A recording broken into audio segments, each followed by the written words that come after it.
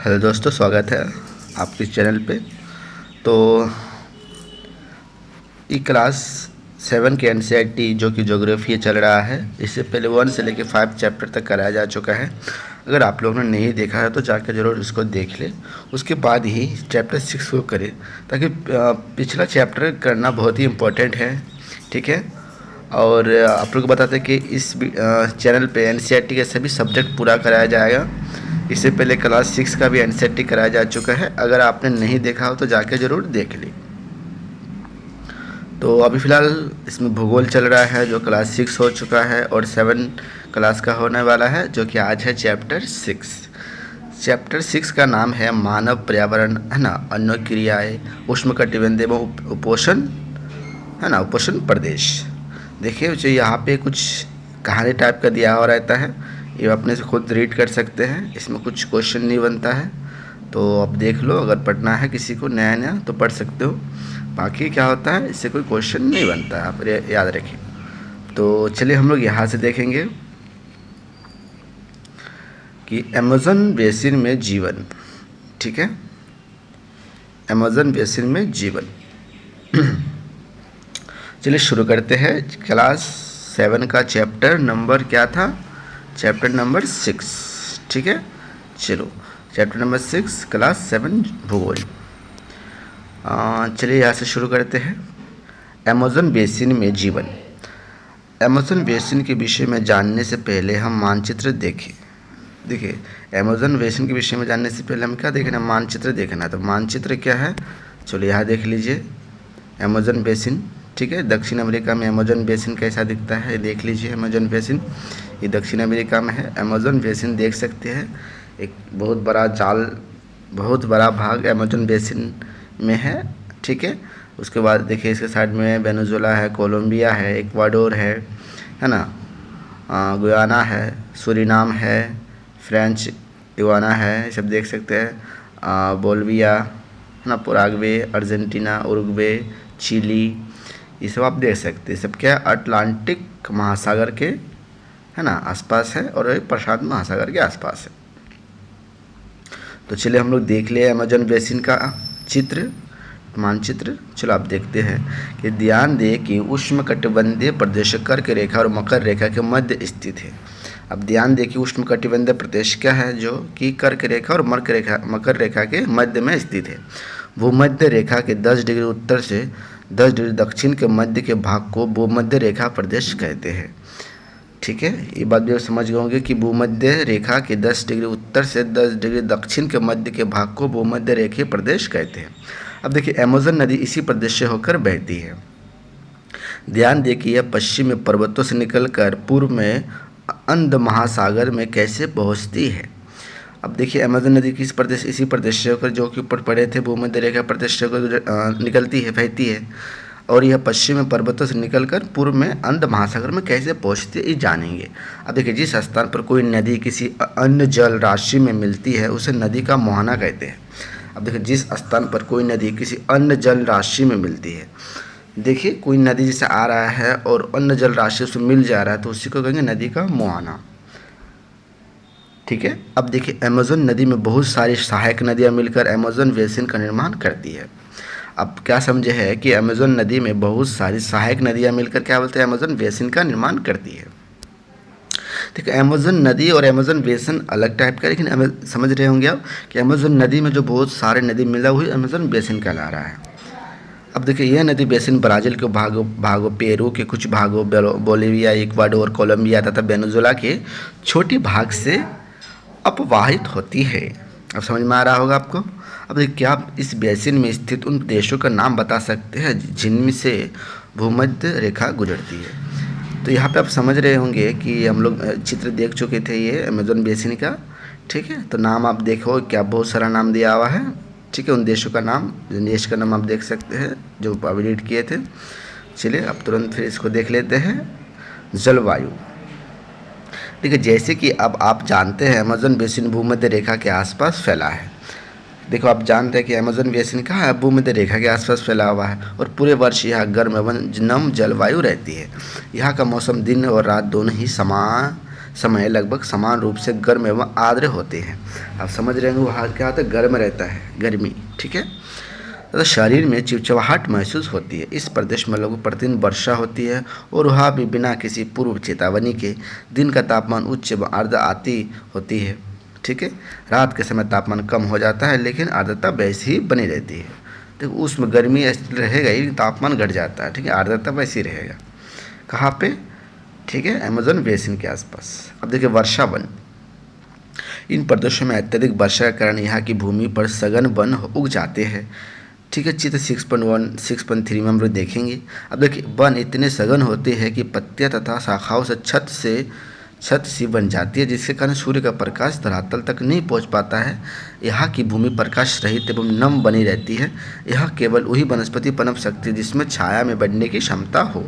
परजीवी पौधे के रूप में यहाँ आर्किड एवं ब्रोमीलाइट पैदा होती है, ठीक है। क्या है, परजीवी पौधे के रूप में आर्किड एवं देखो ब्रोमीलाइट, कहा अमेज़न बेसिन में। अब देखिए वर्षा वन में प्रजातिगण की प्रचुरता होती है। टूकन, गुंजन पक्षी, रंगीन पक्षी वाले मकाओ एवं भोजन के लिए बड़ी चोंच वाले विभिन्न प्रकार के पक्षी जो भारत में पाए जाने वाले सामान्य पक्षियों से भिन्न होते हैं, यह पाए जाते हैं। प्राणियों में बंदर, स्लोथ, है ना, एवं चींटी खाने वाला टैपिर भी यहाँ पाए जाते हैं। सांप एवं सरीसृप की विभिन्न प्रजातियाँ भी इस वनों में पाई जाती है, ठीक है। मगर सांप, अजगर तथा एनाकोंडा एवं बोआ कुछ ऐसी ही प्रजाति है। इसके अतिरिक्त हजारों कीड़े मकोड़े भी इस बेसिन में निवास करते हैं। मांस खाने वाला पिराना मछली समेत मछलियों की विभिन्न प्रजातियां भी अमेज़न नदी में पाई जाती है। इस प्रकार जीवों की विविधता की दृष्टि से यह बेसिन असाधारण रूप से समृद्ध है, ठीक है। अब देखो हम लोग देख सकते हैं चित्र को जो ऊपर छूट गया सबको देख लेते हैं एक एक करके, ठीक है। यहाँ से हम लोग देखना स्टार्ट कर रहे थे। ये देखिए क्या है, अमेज़न वन कैसा दिखता है, आप देख सकते हैं अमेज़न वन, ठीक है। 6.3 का जो चित्र था, ये टूकन पक्षी आप देख सकते हैं कैसा दिखता है। ये हो गया टैपिर, ठीक है, टैपिर एक जानवर है। चलो यहाँ तक देख लिए। अब देखिए वर्षा वन के निवासी।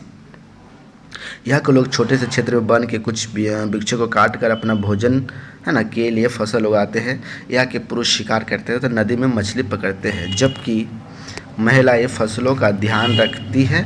वह मुख्यतः टोपियों का अनानास एवं शकरकंद उगाते हैं, क्योंकि मछली या शिकार मिलना अनिश्चित होता है। ऐसे में महिलाएं ही अपनी उगाई शाक सब्जियों से अपने परिवार का भरण पोषण करती है। वह कर्तन एवं दहन कृषि पद्धति का प्रयोग करती है। तो अमेज़न वन का बेसिन का जो औरतें हैं या लोग हैं, कैसे कौन सा कृषि का पद्धति का उपयोग करते हैं, कर्तन एवं दहन, ठीक है, याद रखेंगे। इनका मुख्य आहार मैनी योग है। इनका मुख्य आहार क्या है, मैनी योग है, जिसे कसावा भी कहते हैं, तथा यह आलू की तरह जमीन के अंदर पैदा होता है। यह चींटियों की रानी एवं अंडाकोश भी खाते हैं। काफ़ी मक्का एवं कोको जैसे नकदी फसल भी यहाँ उगाई जाती है। उससे पहले देख लेते हैं क्या आप जानते हैं, कर्तन एवं दहन की पद्धति में किसान पहले वृक्षों एवं झाड़ियों को काट कर भूमि साफ करते हैं, फिर इनको जला जाता है, जिससे पोषक तत्व मिट्टी में मिल जाते हैं। इस साफ भूमि पर कुछ वर्षों तक फसल पैदा की जाती है। जमीन के इस टुकड़े के बार बार प्रयोग से मिट्टी में पोषण तत्व का अभाव हो जाता है, इसलिए इसे टुकड़े को छोड़ दिया जाता है। इसके बाद फसल उगाने के लिए किसी दूसरे स्थान को साफ किया जाता है। इस बीच पुराने खेतों में छोटे छोटे वृक्ष उग जाते हैं। इस प्रकार मिट्टी पुनः उपजाऊ बन जाते हैं। तब लोग इस भूमि के टुकड़ों को पुनः जोत सकते हैं। ये बात समझ में आ गया होगा। अब देखिए वर्षा वन अत्यधिक मात्रा में घरों के लिए लकड़ी प्रदान करती है ना। कुछ परिवार मधुमक्खी की छत्ते को आकार वाले छप्पर के घरों में रहते हैं, जबकि कुछ लोग मलाको कहा जाने वाले बड़े अपार्टमेंट जैसे घरों में रहते हैं, जिनकी छत तीव्र ढलान वाली होती है। अमेज़न बेसिन के लोगों का जीवन धीरे धीरे बदल रहा है। पुराने समय में वन के अंदर पहुंचने के लिए नदी मार्ग की एकमात्र उपाय था, ठीक है। 1970 में ट्रांस अमेज़न महामार्ग बनने से वर्षा वन के सभी भागों तक पहुंचना संभव हो गया। तो ट्रांस अमेज़न महामार्ग जो बना था 1970 में। अब देखिए अनेक स्थानों पर पहुंचने के लिए हवाई जहाज तथा हेलीकॉप्टर का उपयोग किया जाता है। इस प्रक्रिया के फलस्वरूप वहाँ की मूल आबादी को उस क्षेत्र से बाहर निकलकर नए क्षेत्र में बसना पड़ा, जहाँ वह अपनी पौराणिक तरीके से खेती करते रहे हैं। अब देखिए, विकास की गतिविधियों के कारण जैविक विविधता वाले वर्षा वन धीरे धीरे नष्ट हो जा रहे हैं। ऐसा अनुमान है कि प्रतिवर्ष अमेज़न बेसिन के वर्षा वन का बड़ा भाग लुप्त होता जा रहा है। आप देख सकते हैं कि वर्षा वन के लुप्त होने से व्यापक प्रभाव होता है। चित्र 6.6 में आप देख सकते हैं, देखो वनों का क्रमिक विनाश हो रहा है। देखो पहले इतना वन था, फिर कट गया, फिर पूरा तरह से वन कट गया है। ठीक है,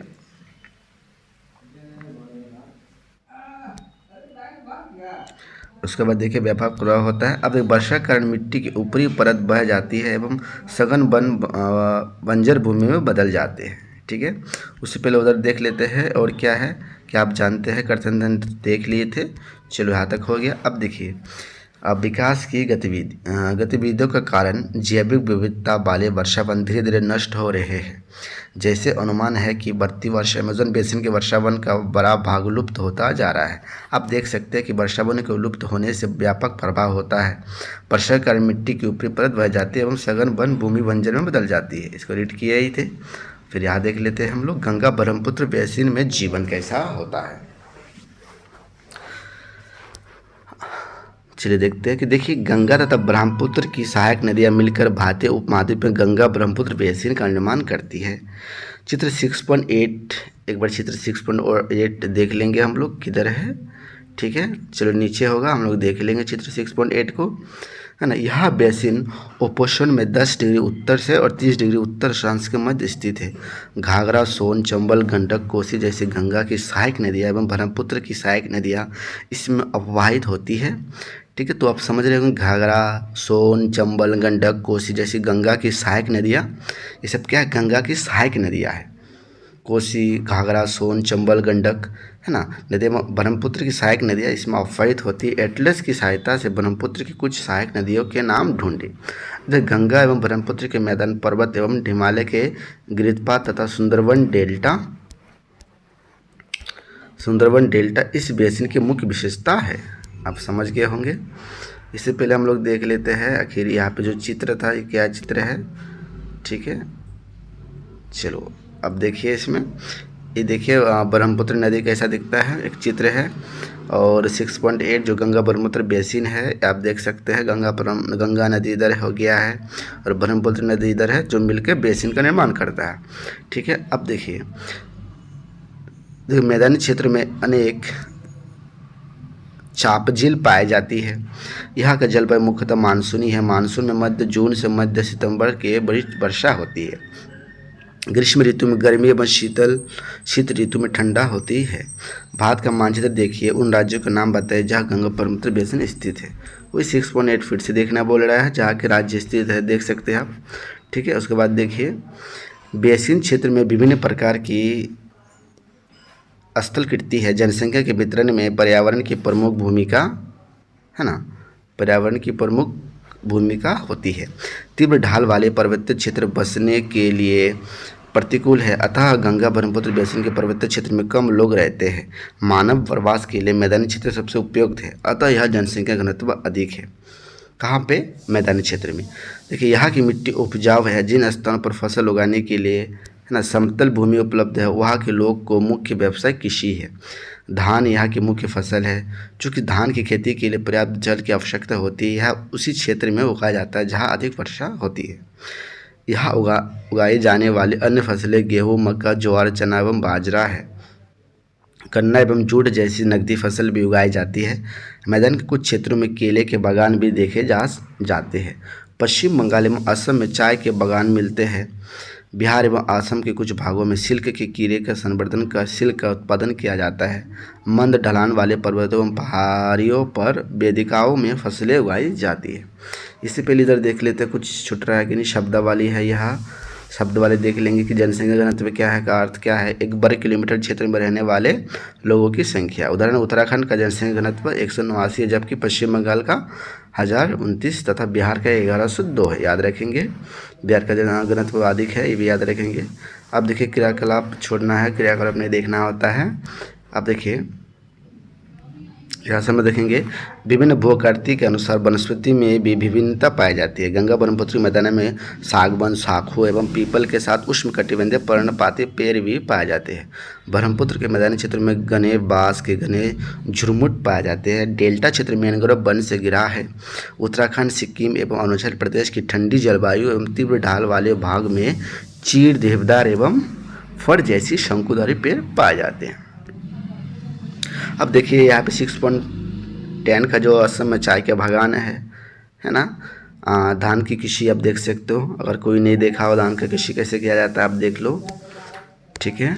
और इसके बाद देखेंगे यहाँ से, देखिए बेसिन में विविध प्रकार के वन्यजीव पाए जाते हैं। इनमें हाथी, बाघ, हिरन एवं बंदर आदि सामान्य रूप से पाए जाते हैं जाने वाला जीव है। एक सींग वाला गेंडा ब्रह्मपुत्र के मैदानी में पाया जाती है। अब एक सींग वाला गेंडा कहाँ पाया जाता है? ब्रह्मपुत्र के मैदानों में पाया जाता है। डेल्टा क्षेत्र में बंगाल टाइगर एवं मगर पाए जाते हैं। नदी के सांप, जल, झील एवं बंगाल की खाड़ी में प्रचुर मात्रा में जल जीव पाए जाते हैं। रेहू, कतला एवं इल्सा, जिसको हिल्सा बोलते हैं, मछली की सबसे लोकप्रिय प्रजाति है। मछली एवं चावल इस क्षेत्र में रहने वाले लोगों के लिए मुख्य आहार है। कहाँ? पश्चिम बंगाल, ठीक है। अब यहाँ देख सकते हैं कि आप जानते हैं वेदिका का निर्माण खाड़ी ढलानों पर समतल सतह बनाकर कृषि करने के लिए होता है। ढलान को इसलिए हटाया जाता है कि जल का प्रवाह तीव्रता से ना हो। देखिए इसमें क्या है, एक वेदिका बना जाएगा, जल जो है तुरंत तीव्रता से नहीं गिरे, ठीक है, इसलिए ऐसा कर देता है। मगर देख सकते हैं क्या होता है। और ये देखिए एक सींग वाला गेंडा जो कि ब्रह्मपुत्र का मैदानी क्षेत्र में पाया जाता है। उसके बाद देख सकते हैं या देख लीजिए कि गंगा एवं ब्रह्मपुत्र नदी की अलवन जल में एक प्रकार की डॉल्फिन पाई जाती है जिसे स्थानीय भाषा में सुसु अथवा अंधी डॉल्फिन कहा जाता है। गंगा एवं ब्रह्मपुत्र नदी के अलवन जल में जिसमें लवण ना हो। अब देखिए सुसु की उपस्थिति से जल की शुद्धता का पता चलता है। रसायन की अत्यधिक मात्रा वाले गैर उपचारित औद्योगिक एवं शहरी गंदगी इन प्रजातियों को नष्ट कर रहे हैं। देख सकते अंधी डॉल्फिन कहते हैं इसको। फिर यहाँ क्या है, एक देख लीजिए, यहाँ जीविका का साधन है ना। यहाँ पे कहानी जैसा दिया गया है, केस का अध्ययन किया गया। मछुआरे वगैरह ये भी ज़्यादा इम्पोर्टेंट नहीं है, लेकिन हम जूम कर देते हैं। अगर आपको रीड करना है तो आप कर सकते हो, चलो ठीक है। बट एग्ज़ाम के पॉइंट ऑफ व्यू से इम्पोर्टेंट नहीं है। चलिए अब हम लोग देखते हैं क्या है।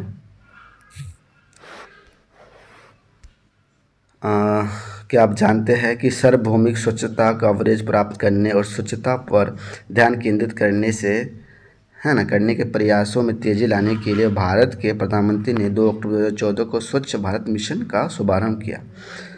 अब स्वच्छ मिशन भारत का भी स्टार्ट किया था 2 अक्टूबर 2014 को। ये भी इम्पोर्टेंट क्वेश्चन बनता है, याद रखोगे। देखिए कहानी का ही पार्ट था। अब देखिए गंगा ब्रह्मपुत्र के मैदान में कई बड़े शहर एवं कस्बे स्थित है। गंगा ब्रह्मपुत्र के मैदान में इलाहाबाद, कानपुर, वाराणसी, लखनऊ, पटना एवं कोलकाता जैसे 10 लाख से अधिक आबादी वाले शहर गंगा नदी के तट पर स्थित है। तो गंगा नदी के तट पर कौन कौन सा शहर स्थित है ये याद रखेंगे कि इलाहाबाद, कानपुर, वाराणसी, लखनऊ, पटना एवं कोलकाता जैसे 10 लाख से अधिक आबादी वाला शहर गंगा नदी के तट पर स्थित है, ठीक है। अब देखिए हुगली नदी से कोलकाता के आसपास है, इसमें है, लेकिन है ना आप इसको याद रखेंगे कि कोलकाता गंगा नदी के किनारे यहाँ पर बताया गया।